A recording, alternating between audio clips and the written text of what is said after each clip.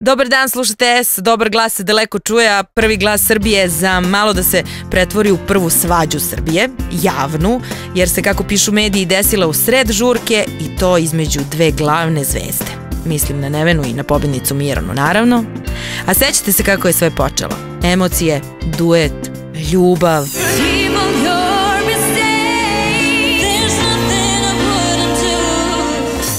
A dobro, tako ti ide takmičarski duh, pa onda krene adrenalin, pa želiš da se pokažeš, pa se umeša publika, pa skoči žiri. Dopalo mi se kako si otpevala pesmu. I sve je isto kao nekada. Meni se dopao tvoj nastup. Kad je sve prošlo, smirili su se navijači, ali strasti nisu. Ja se iskreno nadam da su novinari malo preuveličali priču. Dragi moji devojki, ne zaboravite da dok se dvoje svađaju, treći koristi, u ovom slučaju treća. A dobro, Mare će do Beosonga valjda da ih pomiri, ako pucaju na pobedu, znate kako kažu, zajedno su najjače. Zaista sanjam da radim sa takvim vokalima.